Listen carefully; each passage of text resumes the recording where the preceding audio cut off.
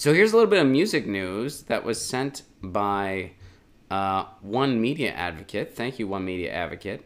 And this is about Rage Against the Machine. Alright, so I don't know anything about the players involved here. I mean, I know who Rage Against the Machine is, but that's all I know. Rage Against the Machine demand Nigel Farage change podcast name. Desist letter, cease and desist letter sent to former UKIP leader for using title for Rage Against the Machine. Okay. Rage Against the Machine have demanded Nigel Farage, I guess he pronounces it Farage, that would make sense, changes the name of his podcast called Rage Against the Machine. In a cease and desist letter sent to the former UKIP leader on Tuesday, the U.S. band said his podcast, hosted on LBC Radio, brazenly and unlawfully exploits their name. They said that any implication of Rage Against the Machine's endorsement of Farage or his policies was particularly abhorrent, owing to what the band called his far-right political views. Okay, so I know nothing about this guy Farage. This is like my first time hearing about him. I don't even know who he is. But I guess he's a fringe right-winger, and well, I guess this is him, right? Yeah, I'm not familiar with this person. So he's an MEP. Should no longer use their name and should find some other target to troll. They suggested he could focus on the U.S. President Donald Trump, whom Farage has said he considered a good friend. The letter by the band's main attorney, Howard King, also demanded Farage stop using all marketing, promotion, and advertising with everything that falsely associates you, your colleagues at LBC and Fox, and your far-right political views with Rage Against the Machine. A post on the band's Twitter account when Farage revealed his podcast name in March said, "This pissweasel is the machine," peddling the sort of inane, blame-heavy bullshit that the guys in Rage Against the Machine have been raging against since day one. Interesting. So, putting the political views of Farage aside, this creates a very interesting conversation because, first of all, in some ways, it's a parody. It's clearly a parody name, and if you start kind of stopping people from doing that, you kind of run into some free speech issues. So there's kind of that little factor going on there. The other side of it is Rage Against the Machine also has the right to protect their brand and their image. And if this person is so far from what they're all about, they have the right to be like, this is kind of tarnishing our image. We would appreciate a cease and desist. We want a cease and desist. And they would have some kind of basis for grounds. They could make the case that this is kind of infringing on their brand. This is creating a likelihood of confusion because people that are supportive of Rage Against the Machine's message would likely not connect with this. So they have some grounds too. I'm not trying to come out and support. I mean, I'm just kind of bringing it up for conversation's sake. And now when you bring in politics into this, this guy is a powerful fringe right-winger. I have no sympathy for him, and I hope he has to change the name of his podcast. Again, this is powerful. It's not like this is some small left-wing person that had a play on words for the name, and Rage Against the Machine just decided they were going to be jerks and be like, hey, we're suing you because that's kind of like us, and technically we can make the argument it infringes on our copyright, and we're powerful. If that was the case, I'd be like, really, guys? The guy's name happens to be Farage, and he's really got to do that? Why do you got to do that? Why? But in this case, it's a fringe right-wing powerful person. They have a lot of power. So I don't feel bad for them in this, for instance. And I hope Rage Against the Machine wins.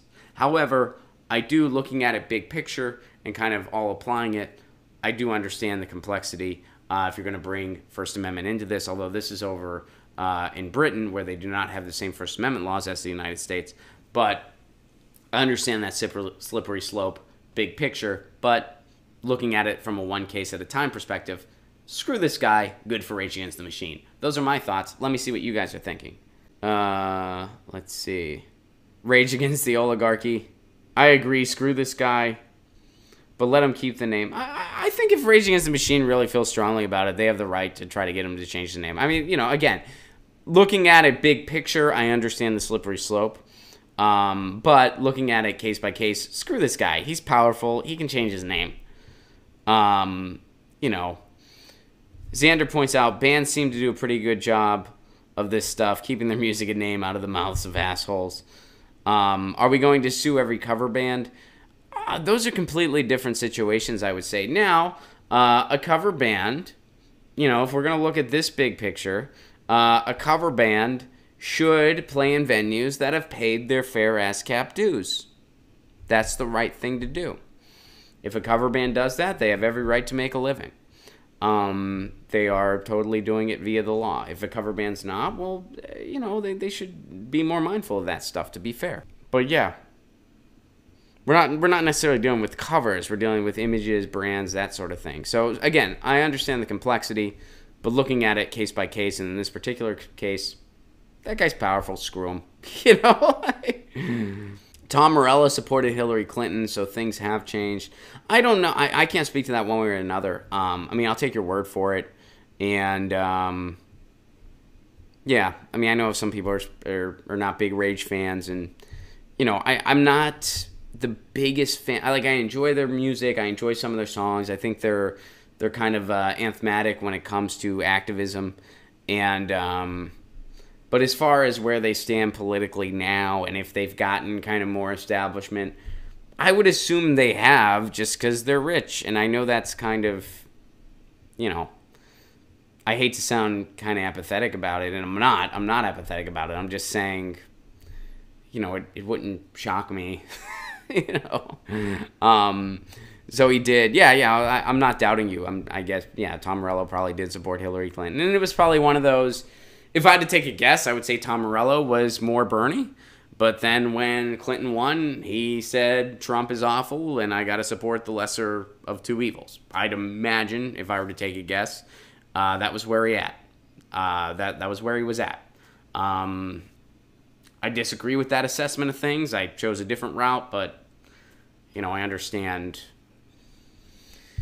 You know, I get it for a lot of people, and I think we really need to be issues-driven right now, and we really need to try to focus on the big picture and kind of peel off the layers of corruption to get ourselves to a better place. Anyway, so interesting article. I like it. Thank you for sharing that one. That was a fun one. That would have been a really cool Music Monday one. But you know what, guys? I'll be honest with you. In some ways, it's always Music Monday in my heart. Hey guys, thanks for watching. That was a clip from Get Your News On with Ron, the world's first viewer-curated streaming news show. What does that mean? That means I log on to a stream and people tweet me articles over on Twitter at Ron Placone, or they use our Reddit subsection, which is just Get Your News On with Ron over on Reddit. And that's how we build the show. I'm seeing all these articles for the first time. We are literally getting our news on together. Follow me on Twitter at Ron Placone so you can participate. And this show streams live every Tuesday through Friday at 10 a.m. Pacific Standard Time. So please do tune in. If you want to support this show, you can do so over on patreon.com/Ron Placone, where for as low as $1 a month, you get access to exclusive podcasts every week, exclusive videos, free tickets to shows when I'm performing in your town, and more for as low as $1 a month. Please do consider it. Thank you so much for your support. This has been Get Your News On with Ron.